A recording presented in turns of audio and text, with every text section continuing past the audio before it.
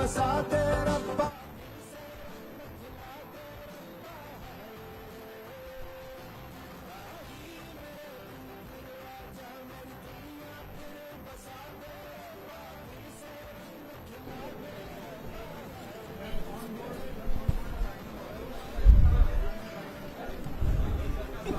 Am surprise है।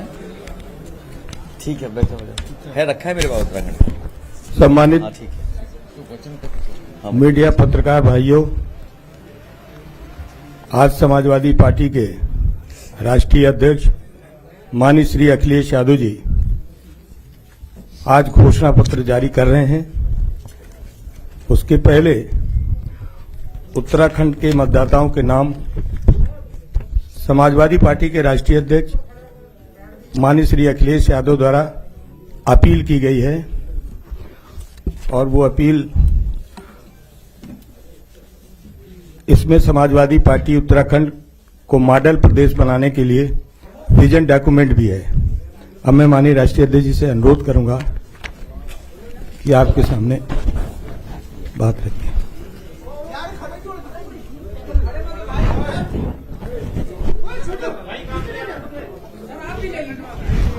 वो UP वाला लेंगे, नहीं ले लो, सब लोग लेंगे।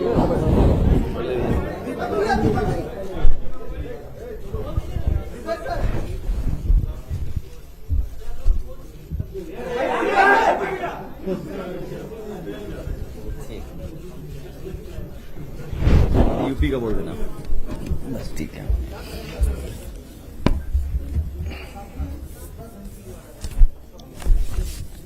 अब उत्तर प्रदेश ओके कर दो, पहले बांटेंगे बाद में। का घोषणा पत्र माननीय राष्ट्रीय अध्यक्ष जी जारी कर रहे हैं।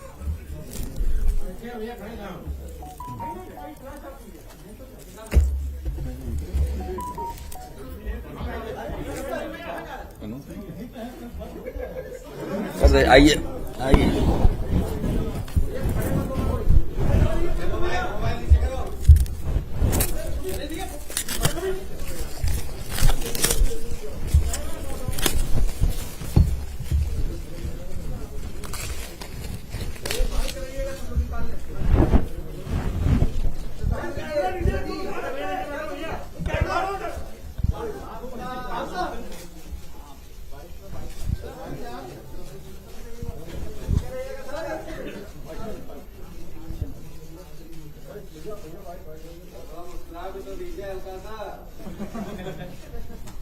कौन चाहता है कि हंसें?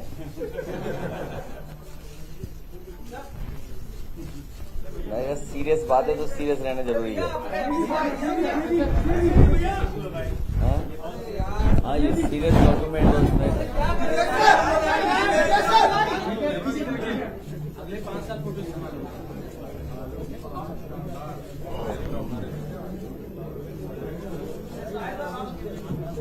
बहुत धन्यवाद।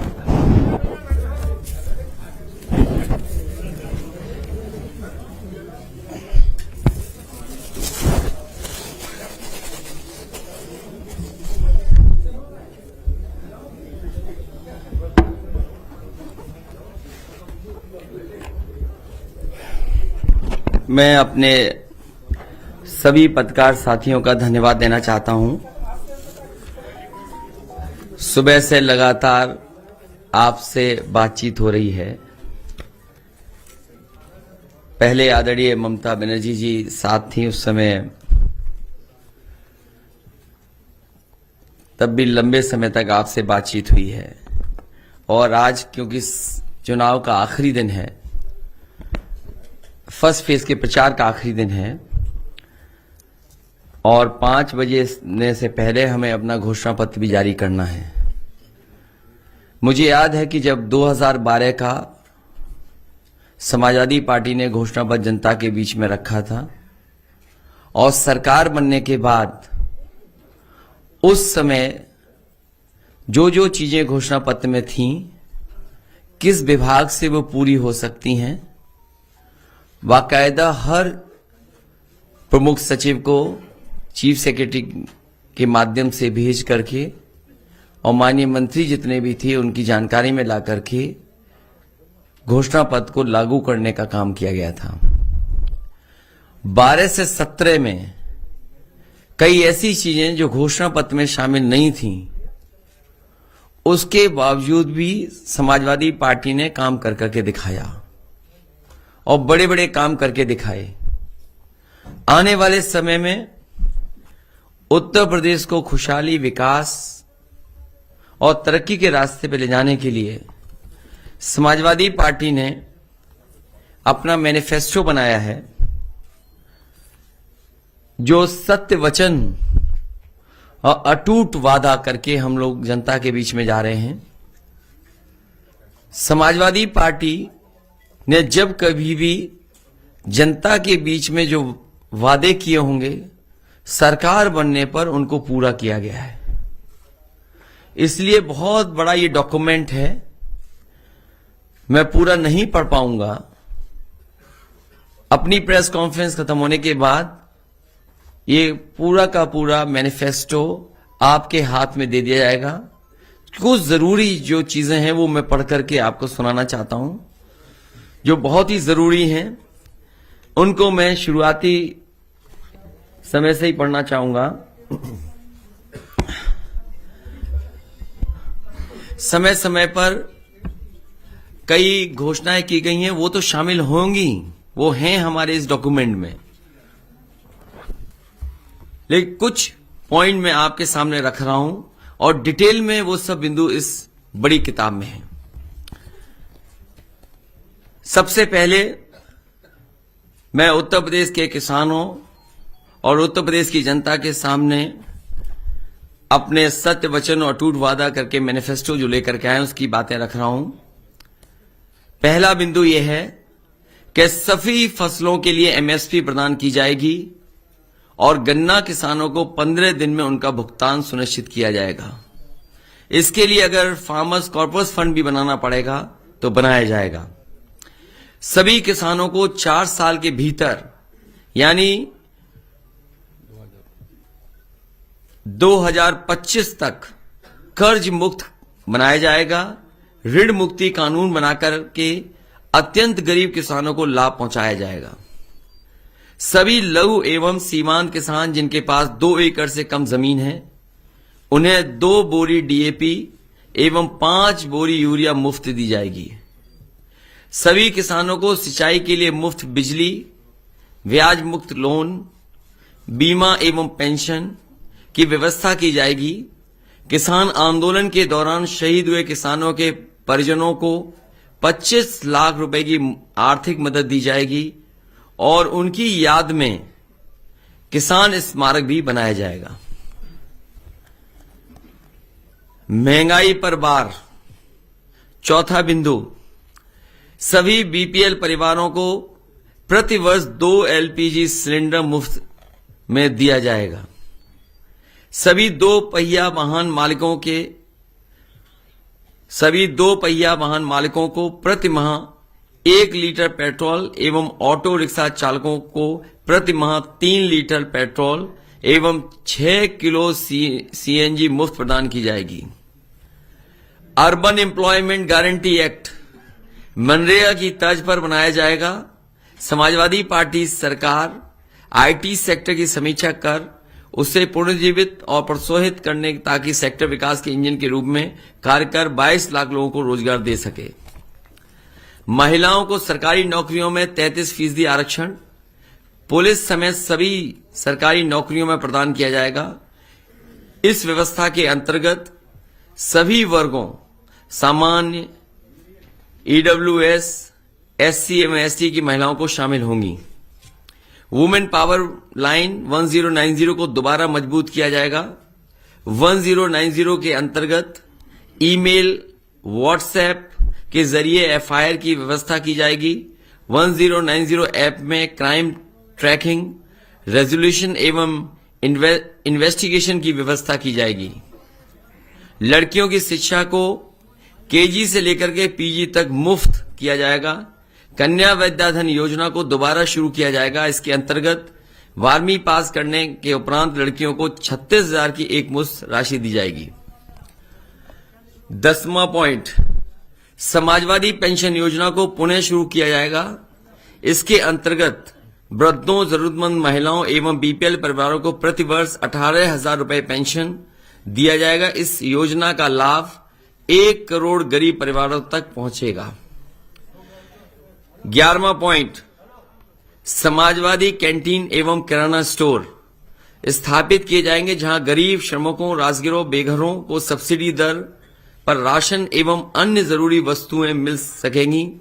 इन कैंटीनों में 10 रुपए में समाजवादी थाली की व्यवस्था की जाएगी। इस योजना का लक्ष्य राज्य से भूख की समस्या को मिटाना है।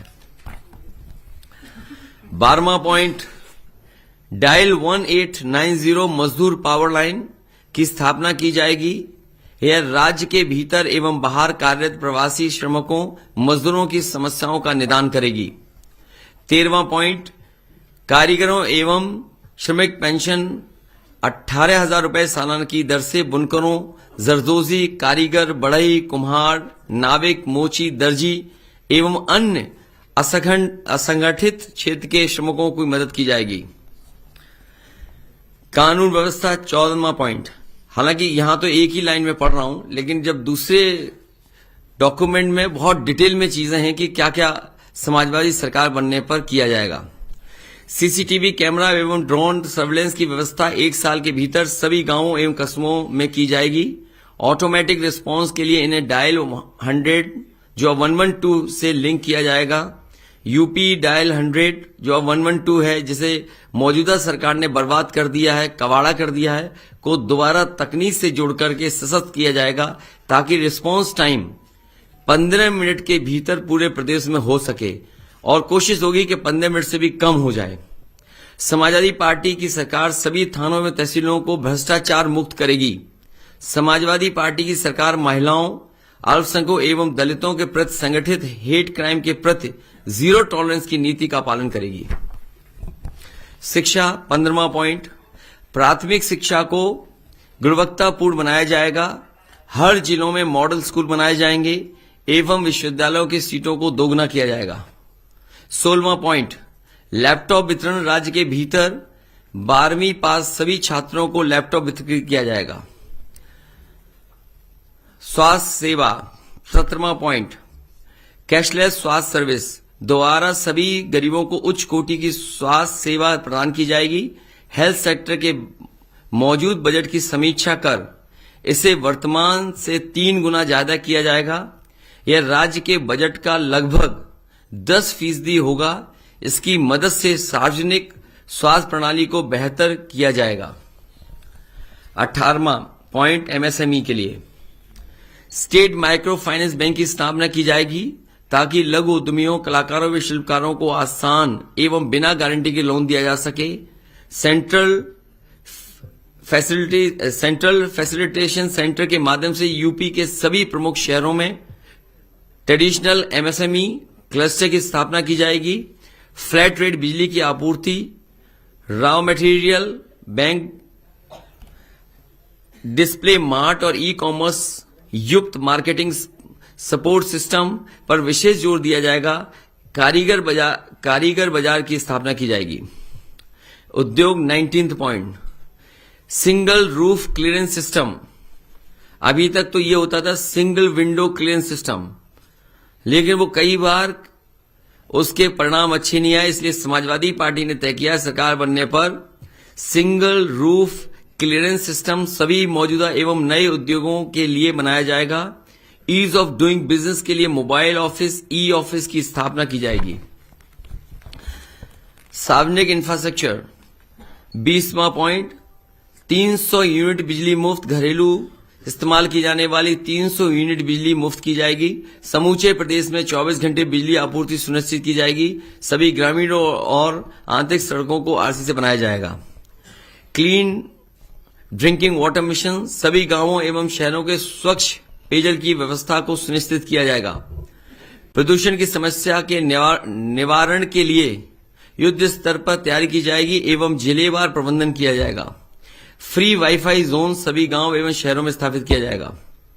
शहरी आवास, शहरी विकास विशेषकर traffic management, drainage system, city forest, प्रदूषण नियंत्रण, वेस्ट मैनेजमेंट, और ग्रीन टेक्नोलॉजी की व्यवस्था की जाएगी।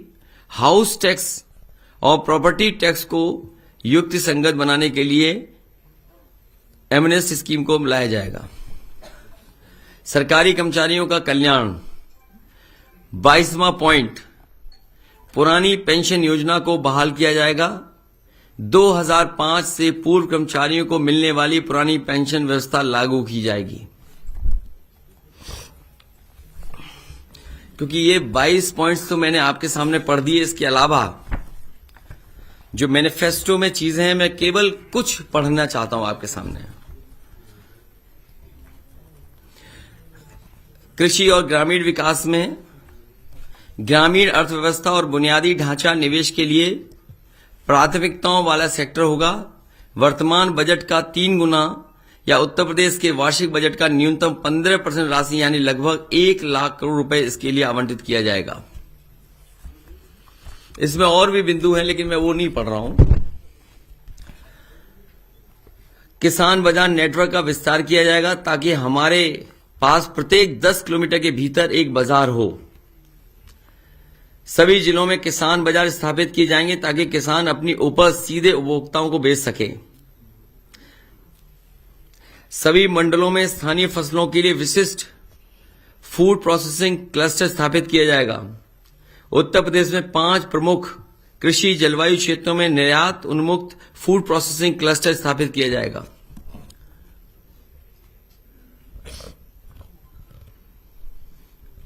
स्मार्ट विलेज क्लस्टर पूरे राज्य में स्थापित किए जाएंगे, जो smart village cluster development authority के माध्यम से क्रियान्वित किए जाएंगे। इरिगेशन, फुटप्रिंट ट्यूबवेल और नहर नेटवर्क के जरिए पूरे राज्य में सिंचाई सुविधा को 100% विस्तार किया जाएगा। कामधेनु योजना जो पिछली सरकार में शुरू हुई थी, इस सरकार में कामधेनु योजना को ठप कर दिया गया, बंद करा दी गई। इसलिए समाजवादी सरकार बनने के बाद कामधेनु योजना पशुपालन के लिए दोबारा शुरू की जाएगी। और साथ ही साथ पिछली बार यह तय किया गया था कि गाय के दूध के लिए अगर ज्यादा भी पैसा देना पड़े, 3 रुपए या 4 रुपए भी ज्यादा देना पड़ेगा, तो वो सरकार की तरफ से वो व्यवस्था की जाएगी। रूरल एग्रीकल्चर हब्स की उच्च स्तरीय तकनीक से लैस किया जाएगा। सभी प्रमुख एग्रो क्लाइमेटिक जोन से रिसर्च, जांच और ट्रेनिंग इंफ्रास्ट्रक्चर को स्थापित किया जाएगा। कृषि स्टार्टअप को बढ़ावा देने और कृषि क्षेत्र में रोजगार पैदा करने के लिए एग्रोटेक इनोवेशन सेंटर स्थापित किए जाएंगे। किसान आय और कल्याण आयोग किसानों की आय में सुधार और सर्वेक्षण के लिए वार्षिक आधार पर अपनी सिफारिश देगा। यह आयोग गरीबी रेखा से नीचे जीवन यापन करने वाले किसानों के लिए लिविंग वेज स्कीम को विकसित करेगा। ग्राम न्यायालय अधिनियम को क्रियान्वित कर भूमि विवाद संबंधी मामलों को शीघ्र निस्तारित किया जाएगा। महिला लाभार्थियों के मामलों में परिवारजनों, रक्त संबंधियों के लिए कृषि भूमि के हस्तांतरण के लिए स्टाम्प शुल्क को घटाकर 2% किया जाएगा। स्मार्ट किसान सहायक योजना शुरू की जाएगी, जिसके अंतर्गत 5 लाख ग्रामीण युवाओं को कृषि विस्तार सेवा प्रदाताओं प्रशिक्षित और नियोजित किया जाएगा ताकि राज्य में सस्टेनेबल और पर्यावरण के अनुकूल कृषि पद्धतियों को विकास हो सके।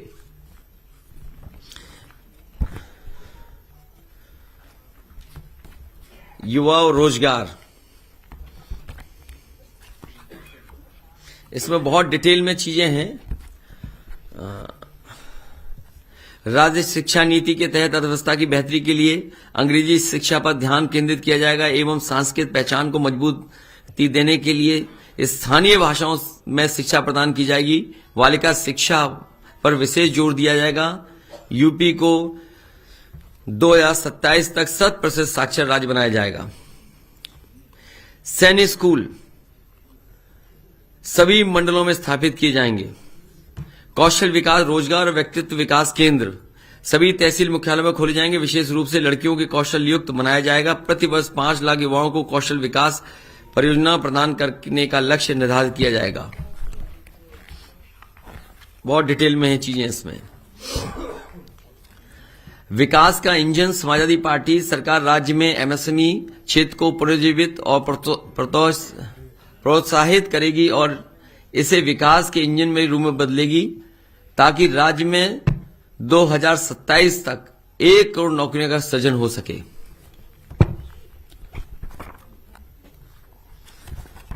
स्वास्थ्य और परिवार कल्याण में भी बहुत सी डिटेल चीजें हैं।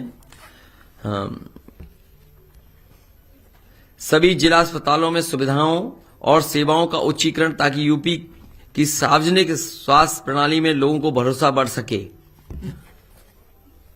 और कई बार ये देखने को मिलता है कि जिला अस्पताल जो पुराने बने हुए थे उन जिला अस्पतालों का इंफ्रास्ट्रक्चर उतना बेहतर नहीं है, इसलिए अगर पुराने जिला अस्पतालों को नए तरीके से बना करके भी तैयार करना पड़ेगा तो समाजवादी सरकार बनने पर उन जिला अस्पतालों का उच्चीकरण किया जाएगा।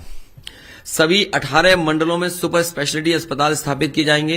ग्रामीण क्षेत्रों में 5 क्षेत्रीय सुपर स्पेशलिटी अस्पताल स्थापित किए जाएंगे। सभी मंडल कस्बों में नर्सिंग और फार्मासिस्ट प्रशिक्षण संस्थान स्थापित किए जाएंगे। 108, 102 एम्बुलेंस नेटवर्क को उन्नत लाइफ सपोर्ट सिस्टम के साथ पुनर्जीवित और संवर्धित किया जाएगा।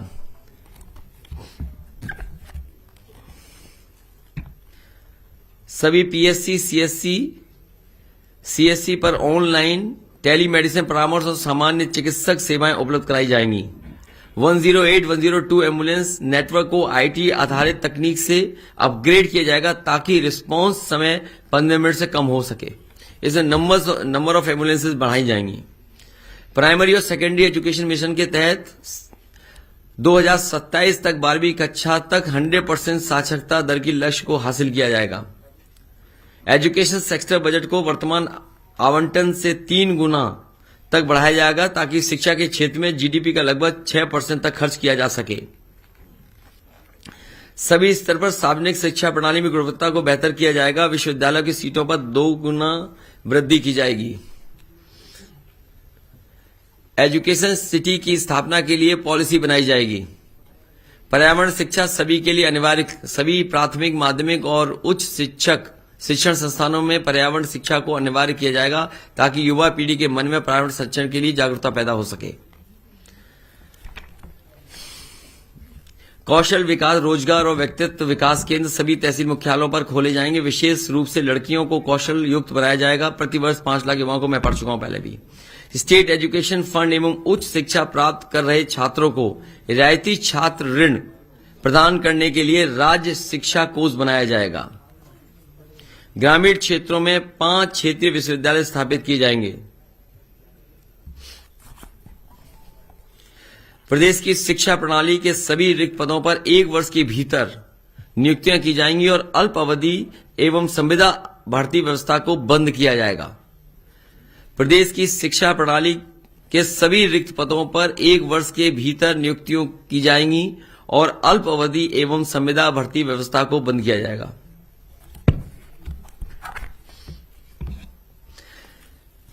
शिक्षा मित्र की बहाली और प्रशिक्षण कार्यक्रम को दोगुना करने के लिए विशेष अभियान चलाया जाएगा। शिक्षा मित्रों का परिश्रम बढ़ाया जाएगा। शिक्षा मित्रों के मानदेय में वृद्धि की जाएगी और उन्हें 3 साल के भीतर नियमित सरकारी नौकरी दी जाएगी। शिक्षा प्रबंधन संवर्ग को दक्ष और भ्रष्टाचार मुक्त बनाने के लिए नए तरीके से पुनर्गठित किया जाएगा। विशेष परिश्रमिक पैकेज और शिकायत निवारण प्रकोष्ठ बनाया जाएगा। बीपीएड प्रशिक्षित शिक्षकों, अनुदेशकों, गणित और विज्ञान के जूनियर स्कूल शिक्षकों, उर्दू शिक्षकों, बेरोजगार समूह, बीटीसी, बेरोजगार शिक्षक, 108, 102 एम्बुलेंस कार्यकर्ता, रोजगार सेवक, आंगनवाड़ी कार्यकर्ता, एमडीएम रसोइया की समस्याओं का निराकरण किया जाएगा।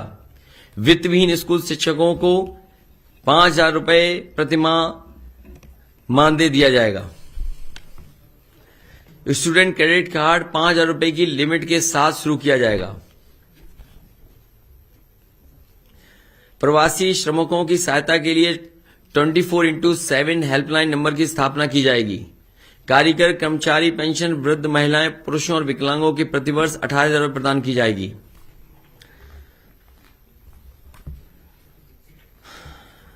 गेहूं, चावल, दाल और खाना पकाने के तेल के मुफ्त वितरण के लिए अंत्योदय योजना को दोबारा शुरू किया जाएगा।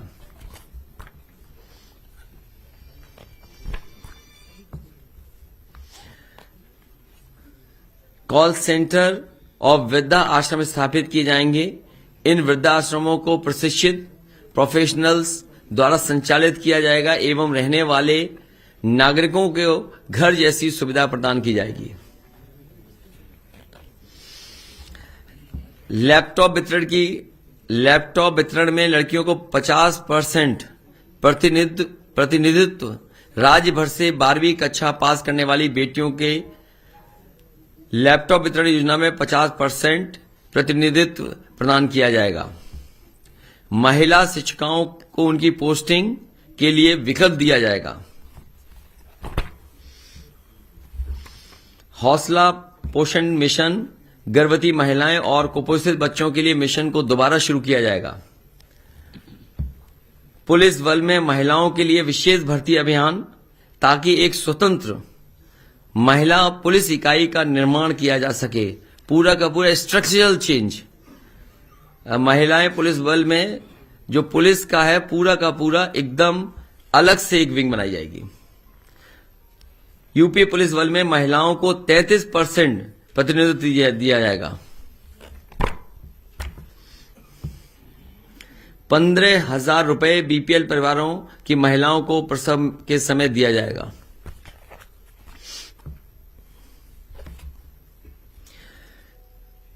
समान कार्य के लिए समान वेतन को वैधानिक अधिकार बनाया जाए। इस कानून के तहत महिलाओं को भी उनके पुरुष समकक्षों के समान वेतन मिलेगा।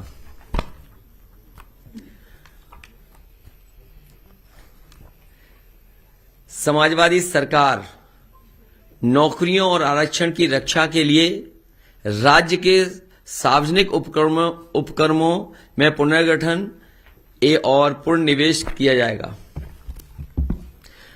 राज्य कानून व्यवस्था नीति 2022 के द्वारा मजबूत, उदार और उत्तरदायी पुलिस प्रणाली विकसित की जाएगी। यह अधिक मानवीय और जनता के अनुकूल वातावरण के उत्कर्ष पैदा करने पर विशेष जोर दिया जाएगा। राज्य के सभी पुलिस थानों में सुविधाएं और सेवाओं को अपग्रेड किया जाएगा, ताकि पुलिस का मनोबल बढ़े और नागरिकों को बेहतर सुविधा मिले।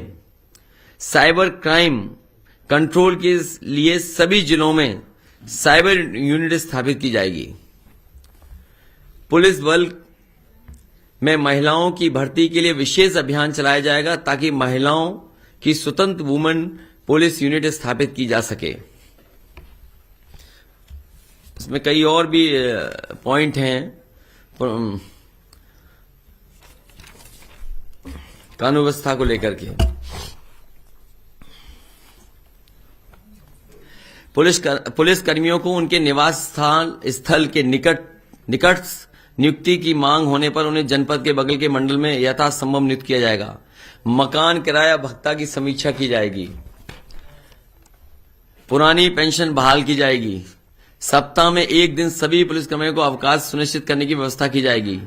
प्रमोशन के लिए खाली पड़े पदों पर तत्काल पदोन्नति की जाएगी। 112 की गाड़ियां बढ़ाएंगे, जिससे रिस्पांस टाइम और कम हो सके, 4-5 मिनट में ही पुलिस पहुंचना संभव हो। पुलिस लाइनों में जर्जर आवासों के स्थान पर नवीन भवनों का निर्माण अथवा मरम्मत की जाएगी। और भी डिटेल पॉइंट्स हैं इसके अंदर।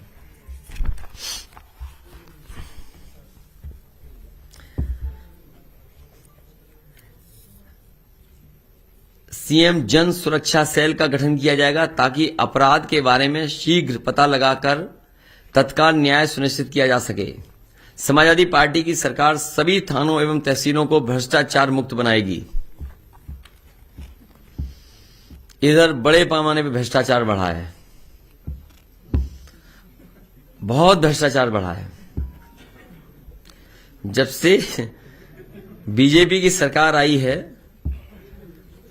पुलिस मनचाहा वसूली कर रही है। हम संकल्पबद्ध हैं कि पूरे उत्तर प्रदेश में एक्सप्रेसवे का नेटवर्क समयबद्ध तरीके से तैयार कर जनता को समर्पित करेंगे, जिससे कि उत्तर प्रदेश की राजधानी में आने के लिए प्रदेश के किसी कोने से 5 - 5.5 घंटे से ज्यादा किसी को समय न लगे, लखनऊ में 5 - 5.5 घंटे में आ सके, इस तरह का एक्सप्रेसवे नेटवर्क बनाने की काम किया जाएगा। 2024 तक सभी जिलों में 4 लेन सड़क नेटवर्क और जिला मुख्यालयों के साथ कनेक्टिविटी की व्यवस्था की जाएगी। जब से समाजवादी सरकार गई है, district to district 4 lane highway जो बनाए गए थे जिला मुख्यालयों को जोड़ने के लिए, उस काम को पूरी तरीके से रोक दिया गया। सभी गांवों की सड़कों को जोड़ा जाएगा और आंतरिक गांव की सड़कों को आरसीसी से जोड़ा जाएगा। उत्तर प्रदेश में समस्त गांवों में साइकिल हाईवे के नेटवर्क या साइकिल चलाने की व्यवस्था की जाएगी। थर्मल, वायु और ऊर्जा के संतुलित मिश्रण के साथ उत्तर प्रदेश की बिजली उत्पादन के आत्मनिर्भर बनाया जाएगा। एग्रीकल्चर वेस्ट और सॉलिड वेस्ट से बिजली उत्पादन इकाइयों की स्थापना गांव के समूह में की जाएंगी, ताकि किसान पराली जलाने से बच सके, जिससे वायु प्रदूषण को नियंत्रित करने के साथ ही ठोस अपशिष्ट का निपटान होगा और इससे उत्पन्न बिजली क्लस्टर समुदाय के लिए मुफ्त होगी। कई जगह उत्तर प्रदेश में पहले भी बनी, 2-3 जिलों में इस तरह का है जहां एग्रीकल्चर वेस्ट से और सॉलिड वेस्ट से बिजली बन रही है। इस सरकार ने जो उनकी मांग थी बिजली की दर, वो भी कम कर दी। जितनी ईमानदारी से उन्हें चलाना चाहिए नहीं चला पा रहे हैं। समाजवादी सरकार बनेगी तो अलग से पॉलिसी ला करके कि किसानों के ऊपर संकट ना आए, इस तरह का काम करेगी सरकार, पराली वगैरह जलाने में या सॉलिड वेस्ट से बिजली बन सके। एमएसएमई नीति 2022 राज्य में ईज ऑफ डूइंग बिजनेस को बढ़ावा देगी और इंस्पेक्टर राज के उत्पीड़न को समाप्त कर अनुमतियां लाइसेंस के समयबद्ध ऑनलाइन नवीनीकरण का सुनिश्चित कराएगी। टाइम बाउंड सिंगल विंडो एवं सिंगल रूफ क्लियरेंस, इस नीति के तहत नई एवं पुरानी इकाइयों को सुनिश्चित किया जाएगा। औद्योगिक क्षेत्र की भूमि को एक मुफ्त भुगतान विकल्प के साथ फ्री होल्ड बनाया जाएगा। माइक्रो सेक्टर को रिक्लेफाइड किया जाएगा और एक विशेष माइक्रो एंटरप्राइज सेल बनाया जाएगा, ताकि सूक्ष्म उद्यमों को अधिकतम लाभ पहुंचाया जा सके। हाईटेक स्पेशल एक्सपोर्ट जोन कृषि और हस्तशिल्प व्यवसायों को बढ़ावा देने के लिए आगरा लखनऊ एक्सप्रेसवे एवं पूर्वांचल एक्सप्रेसवे के किनारे स्थापित किया जाएगा। ग्रामीण औद्योगिक हब स्थानीय स्तर पर रोजगार सृजित कराने के लिए पिछड़े जिलों में विकसित किए जाएंगे। कांच अनुसंधान केंद्र स्थापित किया जाएगा, ताकि स्थिति इकाइयों और वैश्विक प्रौद्योगिकी के इनपुट मिल सके और निर्यात बाजार में सफलता हासिल कर सकें। फिरोजाबाद में ग्लास सिटी बनाई जाएगी, जिसमें अगर सरकार से भी सुविधा देने के लिए बिजली या और सुविधाएं देने की जरूरत पड़ेगी तो दी जाएगी, जिससे ग्लास सिटी वहां पर नई बन सके। स्वच्छ पेयजल मिशन 10 लाख से ऊपर की आबादी वाली सभी प्रमुख शहरों में 24/7 जल आपूर्ति को सुनिश्चित किया जाएगा।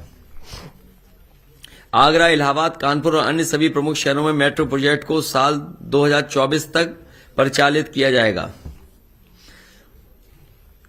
आगरा, इलाहाबाद, मुरादाबाद, बरेली, हिंडन, गाजियाबाद, मथुरा और वाराणसी में अंतर्राष्ट्रीय मानकों के हिसाब से रिवर फ्रंट डेवलपमेंट किया जाएगा। आगरा लखनऊ एक्सप्रेसवे और पूर्वांचल एक्सप्रेस पर 2 नई ग्रीन फील्ड टाउनशिप विकसित की जाएंगी। सभी के लिए किफायती आवास उपलब्ध कराया जाएगा। चैंपियन इंडस्ट्री राज्य भर में समान विकास के लिए हर संभाग में स्थापित की जाएगी। व्यापारी सुरक्षा आयोग का गठन किया जाएगा। व्यापारी हेल्पलाइन व्यापारी बंधु की स्थापना की जाएगी। इसके जरिए व्यापारियों की सुरक्षा कर ईज ऑफ डूइंग बिजनेस को बढ़ावा दिया जाएगा। उत्तर प्रदेश रिवर मिशन उत्तर प्रदेश की नदियों और प्राकृतिक धाराओं को पुनरुद्धार के लिए इस मिशन को संचालित किया जाएगा। जल ग्रहण बेसिन एवं नदियों में गिरने वाले गैस परिकृषित सीवेज और कचरे के प्रवाह को रोककर सभी नदियों को स्वच्छ बनाया जाएगा। सूख चुकी नदियां और जलाशयों को पुनर्जीवित करने के लिए विशेष अभियान चलाया जाएगा। नदियों के किनारे बसे समुदायों के निवास के लिए विशेष आवास योजना लाई जाएगी। पर्यटन विकास राज्य सरकार की प्राथमिकताओं में शामिल किया जाएगा, क्योंकि इस क्षेत्र में रोजगार की अपार संभावना होती है। एसोचैम की साल 2017 की एक रिपोर्ट के अनुसार समाजवादी सरकार की प्रोग्रेसिव टूरिज्म पॉलिसी के कारण टूरिज्म सेक्टर में 10 लाख लोगों को रोजगार मिला था एवं इसी अवधि में 10,000 करोड़ रुपए का निवेश भी उत्तर प्रदेश में आया था। समाजवादी पार्टी सरकार सभी नागरिकों, विशेषकर महिला, अल्पसंख्यकों और दलितों के खिलाफ हेट क्राइम के प्रति जीरो टॉलरेंस की नीति को पालन करेगी। युवा अधिवक्ताओं को आर्थिक सहायता प्रदान की जाएगी। बड़े शहरों में अधिवक्ताओं के लिए ग्रुप हाउसिंग की व्यवस्था की जाएगी। देश की सीमाओं में रक्षा कर रहे सैनिक परिवारों एवं उनकी जमीनों की रक्षा के लिए विशेष व्यवस्था की जाएगी। मीडिया कर्मियों और जमीनी स्तर के पत्रकारों के कल्याण के लिए राज्य आधारित मीडिया पॉलिसी लाई जाएगी। स्थानीय मीडिया कर्मियों की डिजिटल एवं फिजिकल इंफ्रास्ट्रक्चर मुहैया कराने के लिए सभी तहसील कस्बों में मीडिया सुविधा केंद्र बनाए जाएंगे। और समय समय पे जो कहा गया था, इसमें बहुत और भी चीजें डिटेल में हैं, और भी चीजें डिटेल में हैं, क्योंकि जिस तरीके से कहा, पहले भी संकल्प में बताया गया था कि आईटी सेक्टर को बढ़ावा देकर के 22 लाख अच्छी नौकरियां दी जाएंगी। सरकारी जितने भी पद हैं, अभी जो जानकारी है वो लगभग 11 लाख पद हैं जो खाली हैं। उन सभी पदों को भरा जाएगा, सरकारी नौकरी। साथ ही साथ फौज की भर्ती जो पिछले कई वर्षों से नहीं हुई है, पुलिस में बड़े पैमाने पे भर्ती, और अगर पर्यावरण और नदियों और तालाबों को, जो बड़े बड़े तालाब हैं, नदियां हैं, या फॉरेस्ट को डेवलप करने के लिए ग्रीन फोर्स की अगर बनानी पड़ेगी, ग्रीन फोर्स, तो वो भी बनाई जाएगी। साथ ही साथ जो हमारी सरकारी ऑफिसेज हैं और शहर में बहुत सारी जो बिल्डिंगें पुरानी बनी हैं, जिसकी वजह से ट्रैफिक या शहर हमारा कंजेस्टेड दिखता है, जो हमारे शहर हैं उनको कैसे डीकंजेस्ट किया जाए, शहरों को डीकंजेस्ट करने के लिए पॉलिसी लाकर के काम होगा। चाहे वहां पार्क बनाने पड़े या रिवर फ्रंट बनाने पड़े, उस तरीके से किया जाएगा। वहीं अलग अलग समय पर समाज के लोग मिलने आए, जैसे निषाद और केवट समाज के लोग, उनकी जो जरूरत की चीजें हैं या जो उनका व्यवसाय है या जिस तरह का वो काम करते हैं, तो उसके लिए कॉरपोरेशन बना करके, और उन्हें अगर वित्तीय सहायता भी देनी पड़ेगी 200-300 करोड़ के लिए, जिसमें कि अगर वो नाव खरीदना चाहें या और अपने काम को आगे बढ़ाना चाहें तो उसका भी वित्तीय व्यवस्था की जाएगी। साथ ही साथ विश्वकर्मा समाज के लोग भी जगह जगह काम करते हैं, अलग अलग काम करते हैं, उसका भी कॉरपोरेशन बना करके वित्तीय सहायता दे करके, जिसमें वित्तीय सहायता हो सकता है 100-200 करोड़ भी देनी पड़े, दे करके उस कॉरपोरेशन से, उससे जुड़े हुए लोगों को काम और रोजगार से जोड़ा जाएगा। जी, बहुत धन्यवाद।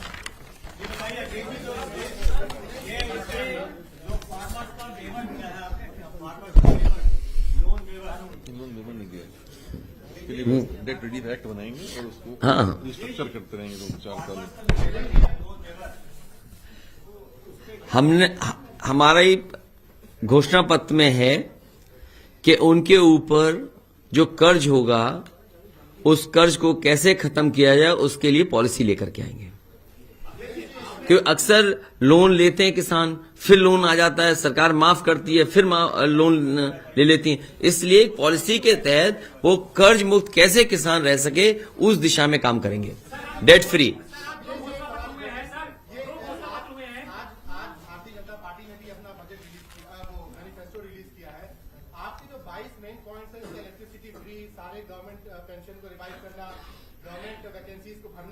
मेरा सवाल है कि जो स्टेट का बजट है वो हमेशा डेफिसिट में रहता है, तो इसको वो कह रहे हैं कि बड़ा पॉपुलिस्ट टाइप का आपने मैनिफेस्टो किया है और वादे हैं वादों का किया।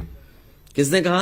बीजेपी के लोग कह रहे हैं कि ये बड़ा पॉपुलिस्ट बजट है, हमारा जो मैनिफेस्टो है रियलिस्टिक मैनिफेस्टो है और समाजवादी पार्टी का जो मैनिफेस्टो है पॉपुलिस्ट। देखिए, पहले तो भारतीय जनता पार्टी का जो संकल्प पत्र है वो गल्प पत्र है। गल्प पत्र गल्प पत्र है। वो हिंदी के अच्छा शब्द इस्तेमाल कर दिया, मैंने भी आज ही सीखा है। जो केवल कोरी कल्पना करता है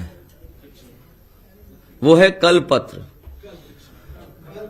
यस, गल्प कोरी हाँ, इमेजिनरी, जो केवल दिखावा देता, धोखा कर देता है।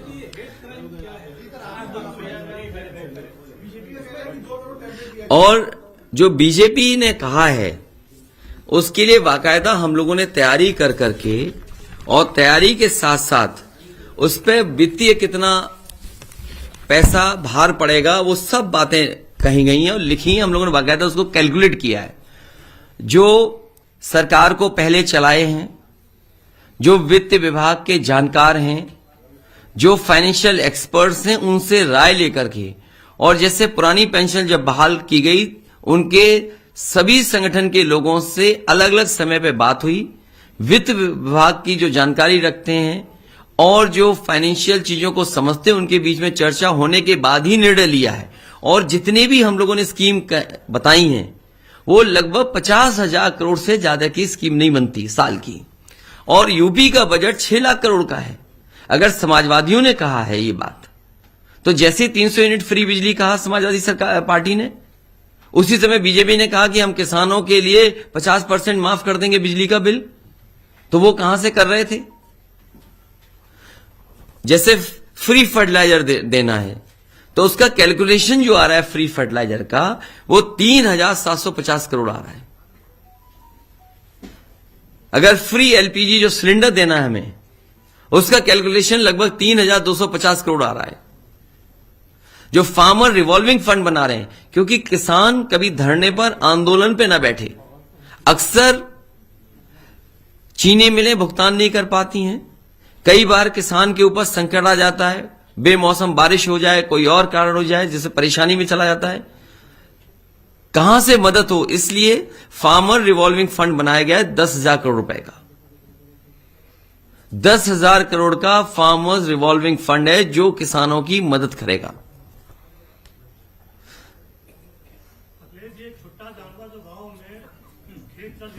और समाजवादी कैंटीन के लिए भी बहुत ज्यादा खर्चा नहीं, 3,000 करोड़ साल का आएगा। उसके लिए पॉलिसी बनाएंगे जहां ये अन्ना जानवर, छुट्टा जानवर और गाय सेवा के लिए और एक लोगों को हटाना भगाना। आज भी जब अखबार उठा करके मैंने देखा तो एक वृद्ध जो बुजुर्ग थे, सांड से ने टक्कर मार दी, वो मर गए मैनपुरी में। आज ही खबर है। पूरे देश में उठा लो, अगर सांड की वजह से सबसे ज्यादा कहीं जान जा रही है तो उत्तर प्रदेश में जा रही है। तो मैंने याद करो क्या कहा था कि सांड की टक्कर से या सांड जो उनको मार देने 5 लाख रुपए उस परिवार की मदद करेंगे। और साथ ही साथ गौ सेवा के लिए और जो गौशाला बनाई हैं उसको और बेहतर कैसे चला सकें उसके लिए पॉलिसी लेकर के आएंगे।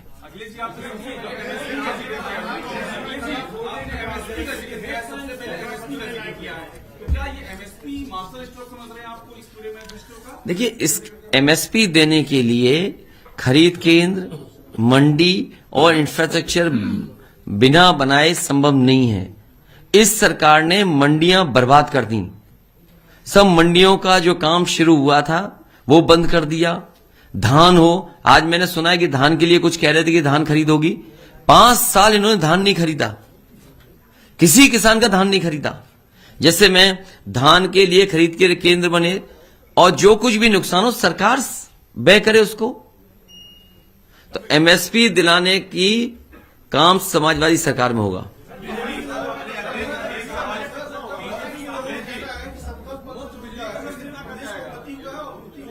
देखिए, उन्होंने पूरा किया नहीं, उन्होंने अपना संकल्प पत्र पूरा नहीं किया। आप सब जागरूक पत्रकार लोग हैं, आप सब समझदार हैं, आप उनका संकल्प पत्र उठाइए, आप देखिए कितना पूरा किया उन्होंने। और भारतीय जनता पार्टी को आज जब नया संकल्प पत्र ला रहे थे तो पिछले संकल्प पत्र के लिए कम से कम 2 मिनट मौन रखना चाहिए था। 2 मिनट मौन रख लेते या 5 मिनट रख लेते, 5 साल में पूरा करना था, 5 मिनट का मौन रखना चाहिए था उन्हें। क्या उन्होंने पूरा ही नहीं किया?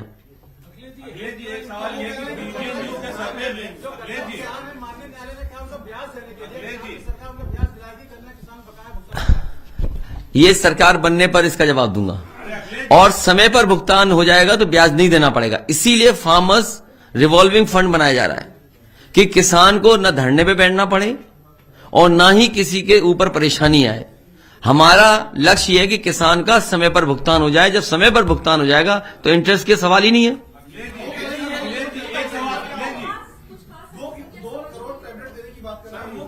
अरे वो पूरे 5 साल क्या टैबलेट देते रहे, आपको नहीं पता? जिस सरकार ने अपने, इसीलिए मैंने कहा कि अपने संकल्प पत्र के लिए इन्हें कम से कम 5 मिनट मौन रखना चाहिए था, जो पूरा नहीं किया।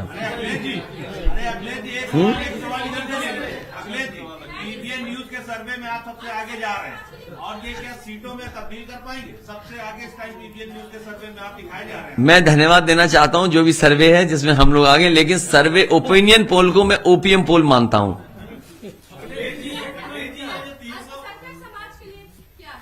इसमें आप पूरा पढ़ेंगी तो आप पाएंगी हर वर्ग के लिए है, और विशेषकर अल्पसंख्यक समाज के लिए भी है।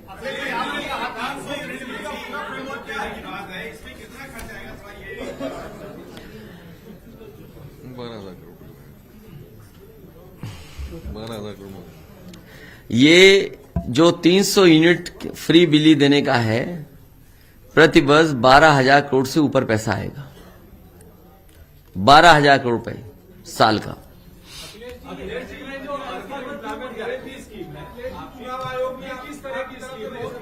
इसको डिटेल में पढ़ लेना। और मनरेगा की तरह, बिल्कुल मनरेगा की तरह।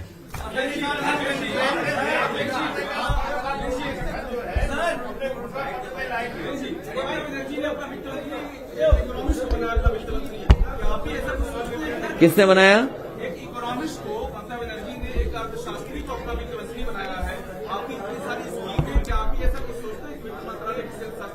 देखिए, मुझे याद है जिस समय मुझे डायल 100 लागू करना था उत्तर प्रदेश में, तो सबसे जानकार आईपीएस उन लोगों को साथ लिया, और प्रोफेसर वेंकट जिन्होंने हैदराबाद में सबसे पहले शुरू की थी एम्बुलेंस सर्विस 108, उनको सरकार के साथ जोड़ करके, उनको सरकार का एडवाइजर बना करके उस योजना को समय पर पूरा किया, और आज भी वो योजना चल रही है। और मुझे याद है जब उत्तर प्रदेश में मुझे मेट्रो शुरुआत करनी थी, लखनऊ, कानपुर, आगरा, उस समय मेट्रो मैन श्रीधरन जी को सरकार का एडवाइजर बना करके लाए थे। तो ये जरूरी बनता है कि कई बार कुछ क्षेत्रों के एक्सपर्ट्स की जरूरत पड़ती है, और एक्सपर्ट्स से आपको मदद मिल जाती है। लेकिन कमाल के हमारे बाबा मुख्यमंत्री थे, वो सब जानते थे, उन्हें किसी एक्सपर्ट की जरूरत ही नहीं पड़ी।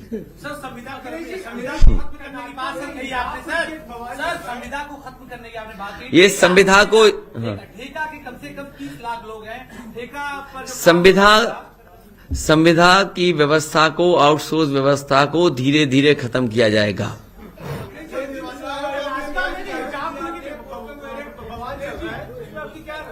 मैं अभी टीवी नहीं देख पाया, मुझे जानकारी नहीं है।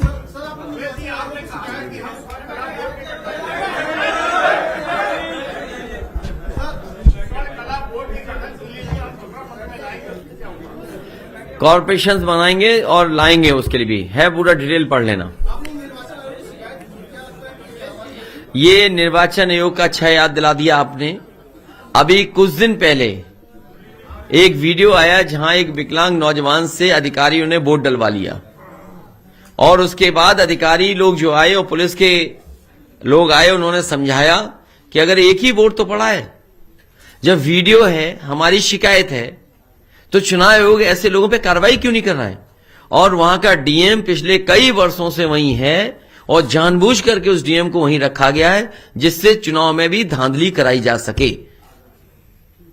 और केवल एक जिले की नहीं, पूरे प्रदेश में भारतीय जनता पार्टी बेईमानी पर उतर आई है और ये हर स्तर पर बेईमानी करेगी। समय समय पर हमारी शिकायत चुनाव आयोग को रहेगी। हमें उम्मीद है कि चुनाव आयोग कार्रवाई करे।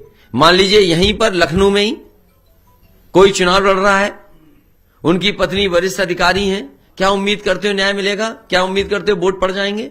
क्या हमने आपने नहीं देखा कि वोट के खातिर ब्लॉक प्रमुख की खातिर महिलाओं और बेटियों के कपड़े फाड़ दिए गए, छीन लिए गए थे? तो चुनाव आयोग को लगातार शिकायत कर रहे हैं। हमें उम्मीद है कि चुनाव आयोग इन शिकायतों पर कार्रवाई करेगा। अब क्या करें, आपकी नहीं सुनवाई तो हमारी क्या सुनवाई होगी? लेकिन हम तो उम्मीद ही कर सकते हैं चुनाव आयोग को। आप कुछ चलाइए बढ़िया ढंग से कि चुनाव आयोग कैसे लोग बैठे हैं। सॉरी, क्या ये जानकारी? अरे आज के जमाने में किसी को टैग कर दो, कहां तक जानकारी पहुंचती है। उनका ऐप है, उसमें जानकारी जा रही है पूरी, हम सब जगह भेज रहे हैं। और केवल एक नहीं, न जाने कितने पत्रकारों ने ट्वीट किया है टैग करके इलेक्शन कमीशन को। तो और क्या करें बताइए? फिर क्या है डिजिटल इंडिया? फिर तो इस वाला बकवास है डिजिटल इंडिया।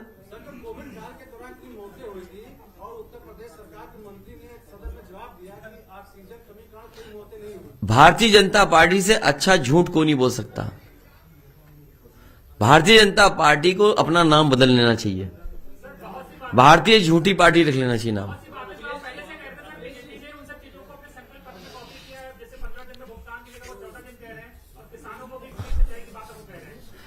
इनका ट्रैक रिकॉर्ड क्या है? क्या इन्होंने 5 साल ये सब करके दिखाया क्या? तो जिस पे भरोसा ही नहीं है जनता को, भरोसा समाजवादियों पे है, पुराना काम समाजवादियों का दिखाई दे रहा है, उस पर भरोसा जनता को है।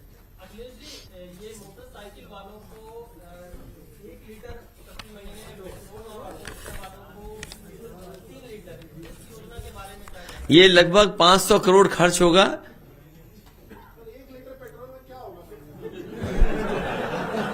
तो वापस कर दो, किसी और को दे देंगे, उस पर 2 लीटर हो जाएंगे। ये कौन सी बात हो गई? और साथ ही साथ साइकिल का कारखाना जो यूपी में बंद हो रहे हैं, उनके सहयोग के लिए अलग से मदद की जाएगी।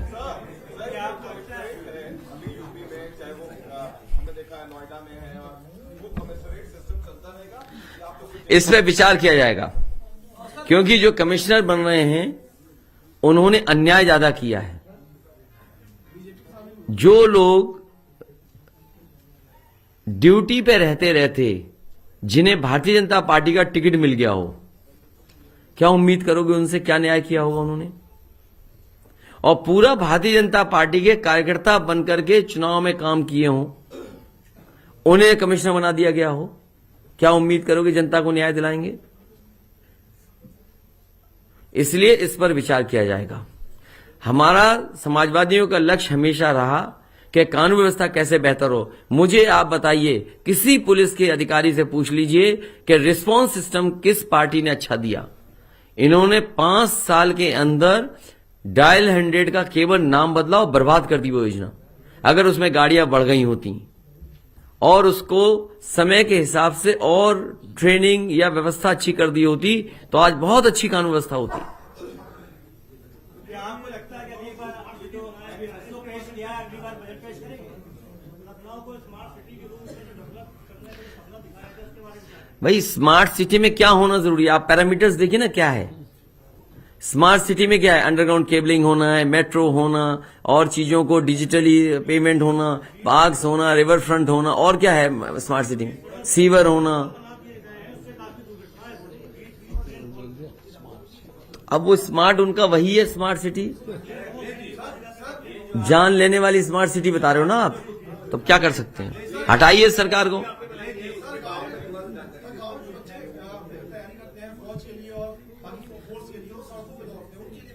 उसके लिए मैंने तय किया था, इसलिए मैंने कहा समय समय पर कुछ घोषणाएं की, उन सबको शामिल हम कर रहे हैं अपने मैनिफेस्टो में। वेस्टर्न यूपी में जब मैं गया तो वहां की सबसे बड़ी मांग थी कि गांव स्तर पे कहीं ना कहीं रनिंग ट्रैक होने चाहिए। समाजवादी सरकार में स्टेडियम भी बने थे, और अगर रनिंग ट्रैक्स भी बनाने पड़ेंगे या जिला स्तर पे या ब्लॉक स्तर पे, तहसील स्तर पे या कहीं ग्राम सभा में जहां जमीन उपलब्ध होगी, वहां रनिंग ट्रैक कच्चे भी अच्छे बनाए जा सकते हैं जिसमें लागत कम लगेगी। तो जहां पर जगह उपलब्ध करा देंगे गांव के लोग, वहां पर रनिंग ट्रैक सरकार की तरफ से बनाने का फैसला लिया जाएगा।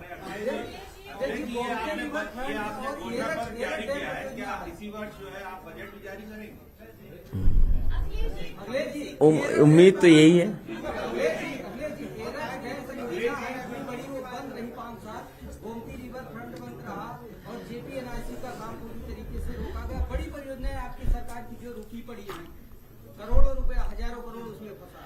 उत्तर प्रदेश की कई बड़ी परियोजनाओं को बर्बाद कर दिया भारतीय जनता पार्टी की सरकार ने, और जो मदद दिल्ली की सरकार से होनी चाहिए थी उत्तर प्रदेश की, वो नहीं हुई। उदाहरण के लिए जितने भी उत्तर प्रदेश के एक्सप्रेसवे बन रहे हैं, क्या भारत सरकार ने कोई बजट की मदद की है? भारत सरकार ने अपने अपने प्रदेशों में तो अच्छे अच्छे एक्सप्रेसवे दिए हैं, बजट एनएचएआई का दिया है, लेकिन उत्तर प्रदेश जिसने 2 बार सरकार बनाई, उससे क्या भारत सरकार ने कोई एक्सप्रेसवे दिया? 1 लाख करोड़ का देश का बन रहा है एक्सप्रेसवे। हम ये जानना चाहते हैं कि बुंदेलखंड एक्सप्रेसवे, गंगा एक्सप्रेसवे या अन्य एक्सप्रेसवे जो उत्तर प्रदेश में बनने थे, उसमें क्या भारत सरकार ने मदद की है? जब भारत सरकार कोई मदद नहीं कर रही है, एनएचएआई का भी पैसा दूसरे प्रदेशों में जाते जा रहा है, आपके प्रदेश को नहीं मिल रहा। तो ये भेदभाव करने का काम भारत सरकार ने भी उत्तर प्रदेश के साथ किया है।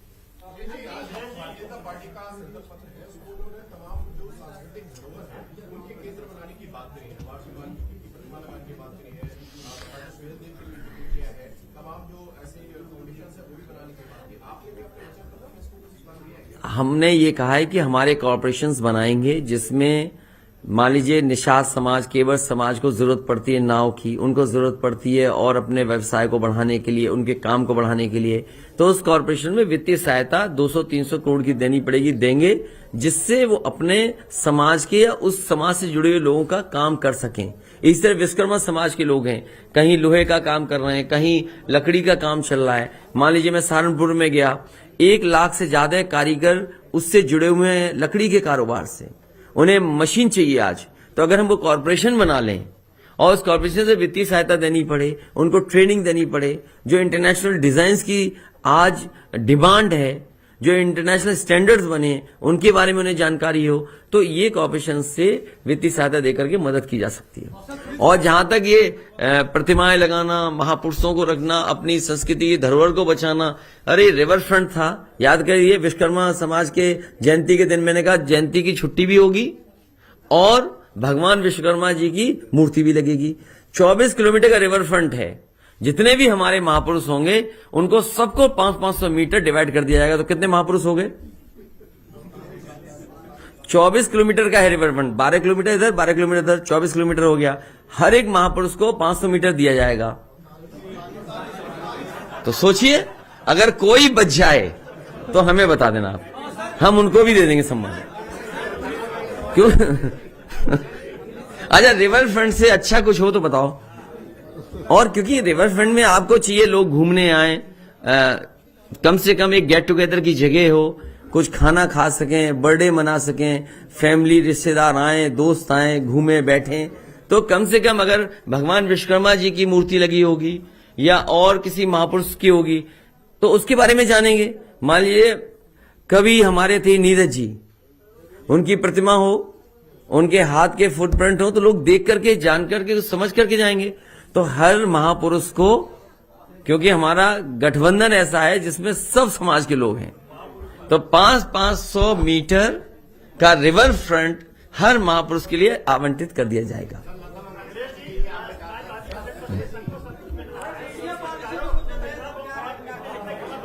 आपके घर और जो ये नए नए पत्रकार आ गए डिजिटल वाले, इनके लिए भी सही होगा पॉलिसी के तहत, क्योंकि बड़े लोगों की तो बड़ी बजट से मदद हो जाती है।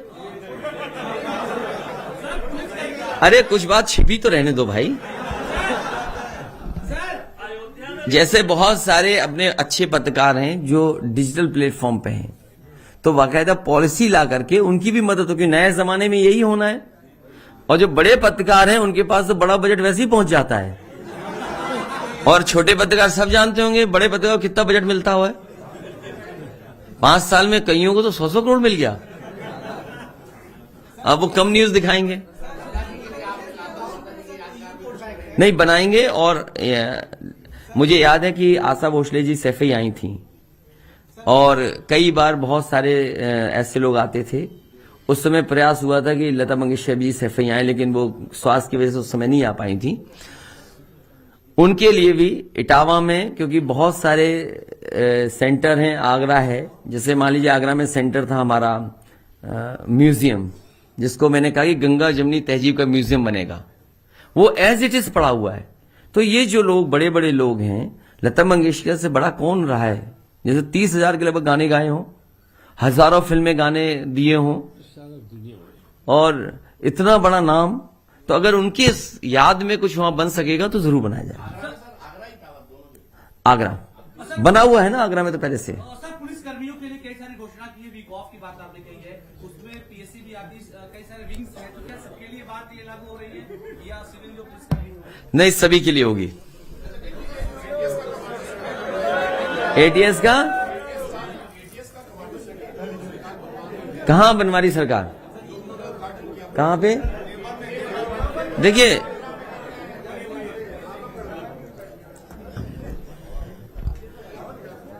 भारतीय जनता पार्टी से बड़ा झूठ कोई नहीं बोल सकता।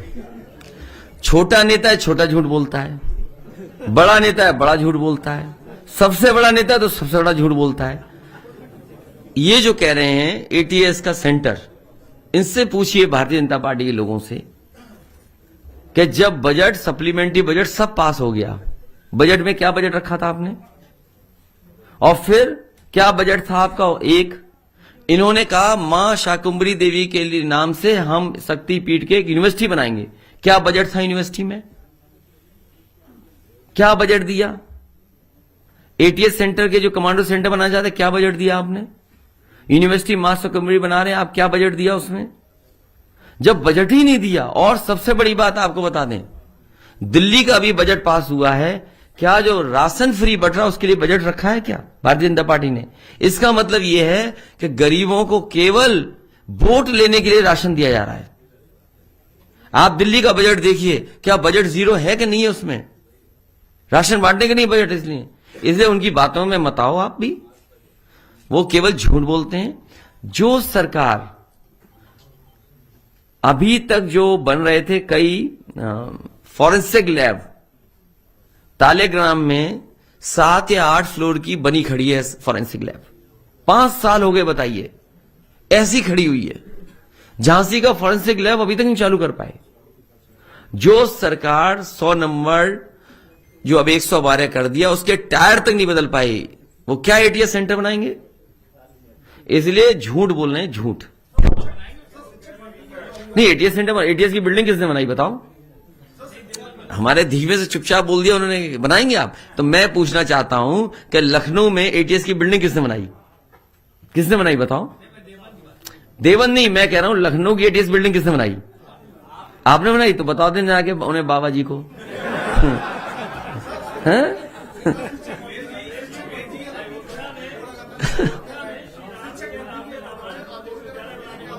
क्या चीज?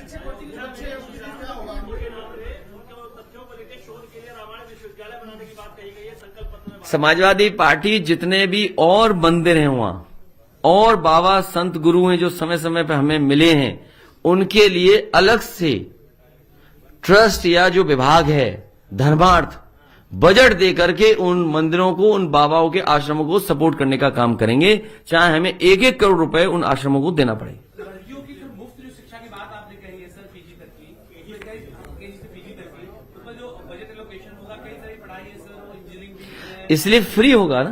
पहले भी किया था हमारी सरकार में, पहले भी कर रहे थे फ्री, फिर करेंगे फ्री।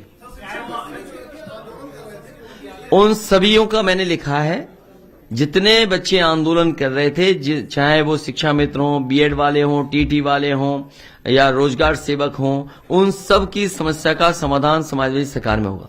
एक बड़ी समस्या रहती है सर, बच्चों जो प्राइवेट स्कूल होते हैं उसमें बार बार किताबें खत्म हो जाती है, ड्रेस तमाम अपनी बोर्ड लगा बढ़ाते जाते हैं। आम आदमी पार्टी ने फीस के लिए किया है, प्राइवेट स्कूल अपनी मनमानी फीस देते हैं, एक्स्ट्रा चार्ज लगाते हैं।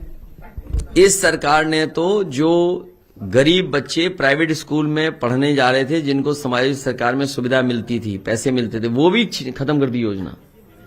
इस पर भी विचार करेंगे। मैनिफेस्टो में कोविड व्यक्ति फ्रेंडली कुछ नहीं है। कोविड वालों सुप्रीम कोर्ट की जो गाइडलाइन है उस पर काम करेंगे। 50,000 करोड़ का सालाना इसमें खर्चा आएगा। अब 6 लाख करोड़ का बजट होता है, क्योंकि बजट जो होता है उसमें सेंट्रल ग्रांट्स भी होते हैं। 50,000 करोड़ का ये अपना ये जो इसका मोबिलाइजेशन फंड होगा, स्टेट अपने से करेगा या ग्रांट से भी लेना पड़ेगा? मैथमेटिक्स करके उसको भी आप ओवरऑल है तभी कुछ नहीं, जब आप इन पॉलिसीज को लागू करेंगे तो ओवरऑल बजट में से निकाल कर ही आप इनको लागू कर सकेंगे। 10% भी नहीं बनता। और जबकि हाँ, अगर 6 लाख करोड़ का देखेंगे तो 10% भी नहीं बनता है उतना। तो बाकी जो जरूरी पदों में होता है उससे कोई डाइवर्ट नहीं करना पड़ेगा। हाँ, मुश्किल है, कोई डाइवर्ट नहीं करना पड़ेगा उससे। मैं अभी फतेहाबाद गया था, अपनी एतमादपुर, वहां पर आलू को लेकर के बड़ी चिंता थी किसानों को कि कोल्ड स्टोर में आलू सड़ता है, आलू की कीमत नहीं मिल रही है। तो समाजवादी पार्टी ने और हम लोगों ने कहा कि जो एग्रीकल्चर प्रोफेसर चुनाव लड़ रहे हैं, क्या कर सकते हैं। पहले जो मार्केट था, हमारा पत्रकार साथी ने बड़ा अच्छा सवाल पूछा है, लेकिन उसमें हमारी मदद ये करना कि जिस समय भारतीय जनता पार्टी की सरकार आई थी, उसमें उस समय वोडका का शेयर मार्केट में क्या था, और आज जब भारतीय जनता पार्टी सरकार से बाहर जा रही है तो वोडका का शेयर कितना हो गया है। तो अगर आलू से संबंधित कोई हमें कारखाना उद्योग लगाना पड़ा, और उद्योग कारखाना लगाने के लिए चाहे फूड प्रोसेसिंग हो, चिप्स हो या और चीज हो, वो लगानी पड़ी तो लगाएंगे, और चाहे सब्सिडी 100, 200, 300 करोड़ देनी पड़ी देंगे। हाँ? हो गई? हाँ, हो जाएगी। उनकी तो बहुत अपराधी है उधर। उनसे बच के रहिए बस।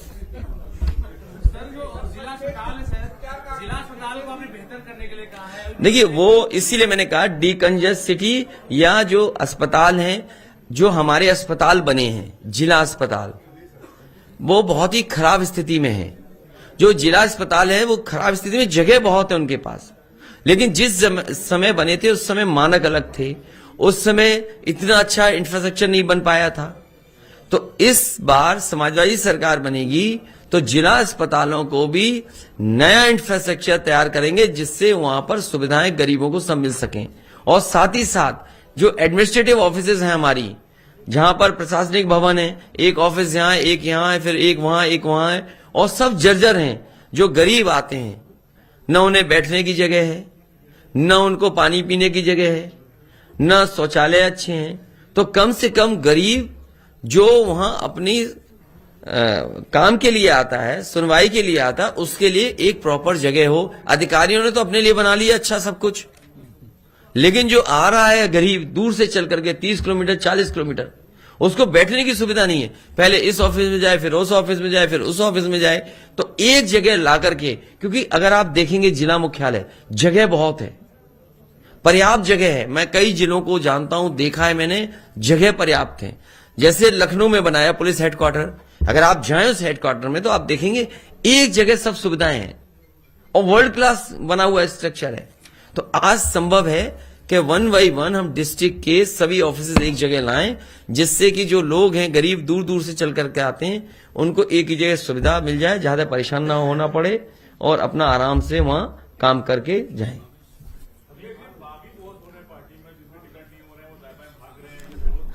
तो जिनको अब भाई क्या कर सकते हैं उसके लिए, कोई नहीं कर सकता। अगर हम आज लाना चाहें तो भाजपा के भी भाग के आ रहे हैं, अभी भी तैयार हैं।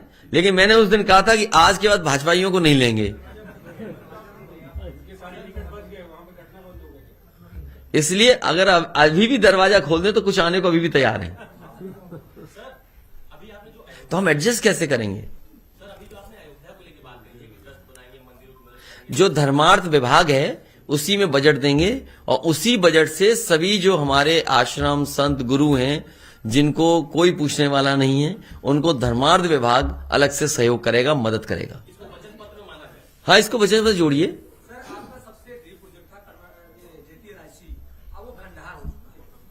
आधुनिक खंडर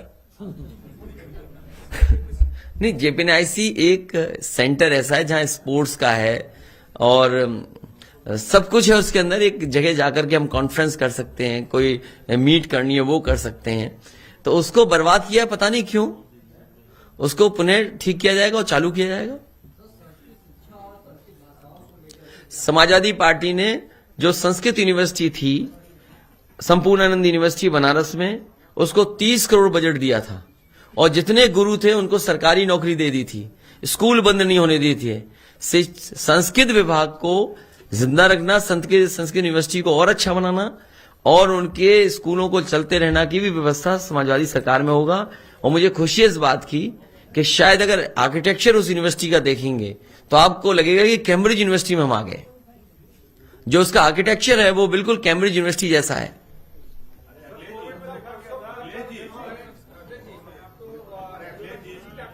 हैं? पहले चरण में भारतीय जनता पार्टी का सफाया होने जा रहा है, पूरी तरीके से सफाया। और पहले चरण से सफाया होते होते आखिरी तक सफाया होगा। किनसे? ये पेगासस आप पे भी है? वो क्या सॉफ्टवेयर है? पेगासस आप पे भी है? ये हमारे पत्रकार सारी पेगासस है सॉफ्टवेयर से।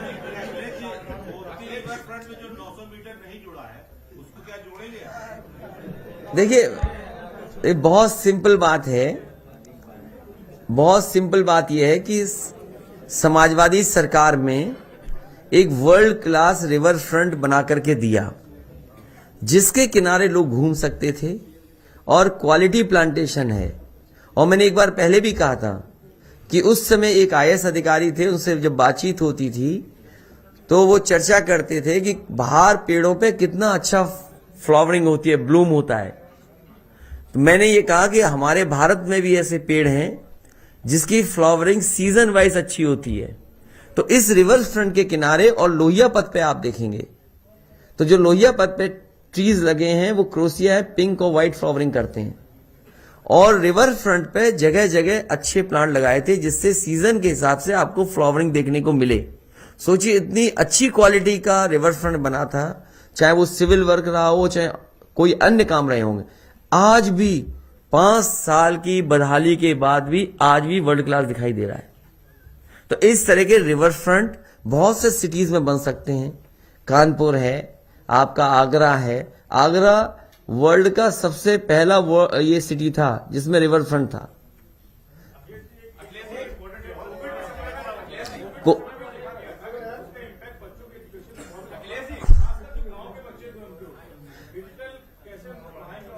ये बर्बाद कर दी है शिक्षा व्यवस्था। दुनिया में सभी लोगों ने अपने स्कूल खोल दिए हैं, सब जगह स्कूल खुलने लगे हैं। ये सरकार ने कोविड के बहाने पूरी शिक्षा व्यवस्था को चौपट कर दिया। अब पुनः शुरू करना पड़ेगा अच्छी तरीके से। मेरा सवाल ये था कि आपने जो तमाम घोषणाएं की हैं उनका एक्शन प्लान भी बताया है कि कैसे लागू करेंगे, उसकी बजट की क्या व्यवस्था होगी। ये जो ओल्ड पेंशन स्कीम है इसको भी आपने कहा है कि हम दोबारा बहाल करेंगे। तो 2005 के बाद बड़े पैमाने पे एनपीएस कटे हैं और ये 12-13 साल का 11 लाख कर्मचारियों का लंबा बैकलॉग होगा। तो इसका मैनेजमेंट कैसे करेंगे, इसका एक्शन प्लान? इसके पे भी चर्चा हुई है और बजट से कॉर्पस फंड बना करके दिया जाएगा।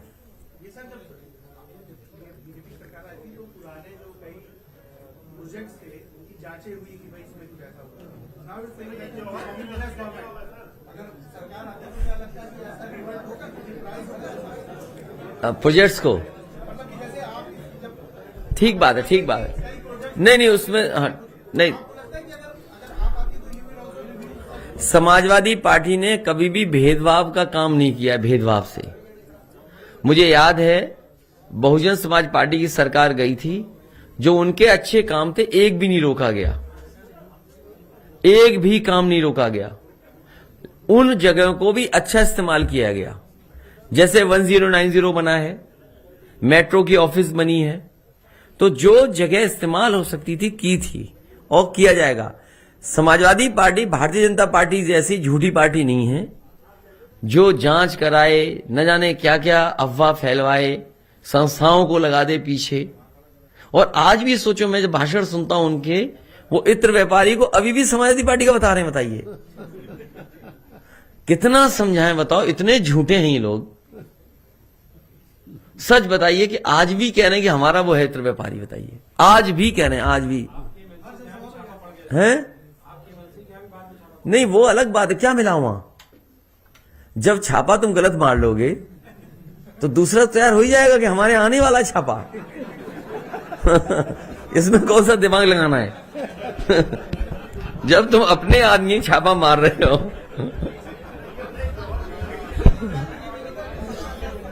और कुछ भी नहीं, वो पुराने बिजनेसमैन है, कोई आज के बिजनेसमैन थोड़ी हैं।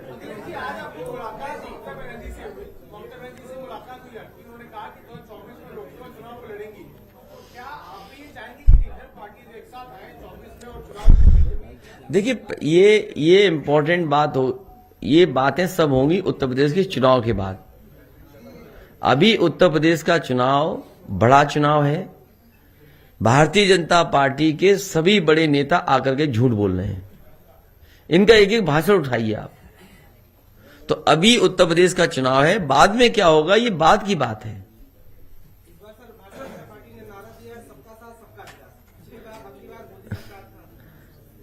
सबका विनाश। जो यूनिवर्सिटी थी, देखिए मैंने वो कई बार बताया आपको, कई बार आपको बताया मैंने, और आप मुझसे ज्यादा जानते होंगे क्योंकि हम उतना नहीं फॉलो कर पाते चीजों को, उन चीजों को फॉलो नहीं कर पाते। जो डीएम थे वहां पर, उन्हें उत्तर प्रदेश के कैडर में रहना था, उन पे वो दबाव था कि वो वापस न चले जाए। उनसे सरकार ने कहा कि झूठा फंसाइए। उसमें बीजेपी कांग्रेस एक होकर के उनके खिलाफ साजिश की, और जिसका परिणाम ये हुआ कि उन्हें इतनी परेशानी में आना पड़ा, न केवल उन्हें, उनके परिवार को। और पुलिस कप्तान की जांच चल रही थी। एक पुलिस कप्तान ने दूसरे पुलिस आईपीएस पर आरोप लगाए थे कि पैसे लेन देन होकर के ट्रांसफर हुए, और उसकी जांच अभी भी चल रही है। अगर आप में से कोई पुलिस विभाग में किसी वरिष्ठ अधिकारी को जानता होगा तो आप जानकारी कर लीजिए। जांच अभी चल रही। उन दोनों अधिकारियों को एक जगह भेज करके जानबूझ करके यूनिवर्सिटी को बर्बाद करना और मोहम्मद आजम साहब के परिवार को इतनी परेशानी में डालना। आप मुझे बताइए, कोई मुख्यमंत्री उत्तर प्रदेश का रहा होगा जिसने अपने ही उसमें मुआवजा उठाया हो? आप गोरखपुर में पता करिए कितना मुआवजा उठाया मुख्यमंत्री जी ने। यूनिवर्सिटी बनाई, क्या वेटलैंड जमीन को नहीं ले लिया उन्होंने? आप पता करिए यूनिवर्सिटी कैसे बनी। जो चीज आजम खान साहब ने की वही क्या मुख्यमंत्री ने अपनी यूनिवर्सिटी बनाने पे नहीं किया? क्या वही फैसला कैबिनेट से? अगर कैबिनेट का फैसला मुख्यमंत्री जी के लिए ठीक है तो वो आजम खान साहब के लिए गलत क्यों है? डीएमएसपी भेज दो। आपने देखा नहीं पुलिस का नजारा, मारते मारते व्यापारी को मार दिया। डीएमएसपी कह रहे थे उसकी परिवार के लोगों से एफआईआर मत लिखाओ, वो वीडियो भी आउट हुआ था, याद होगा कि नहीं याद है आपको? तो इसलिए ये सरकार बहुत झूठी सरकार है। अब झूठे लोगों के दिन कम बचे हैं। 10 मार्च से पहले ये चले जाएंगे। 10 लाख पॉलिसी भी आपने कही, बड़ी बात है कि हर बीपीएल जो उत्तर प्रदेश में नागरिक होगा, क्या इसमें असाध्य रोग भी शामिल होंगे? इसमें हर तरह के रोग होंगे। गंभीर बीमारी में सरकारी अस्पताल में इलाज फ्री होगा, बड़ी इंस्टीट्यूशन में फ्री होगा। वो गाना बजा दो जो भी बजा रहे थे, तेज।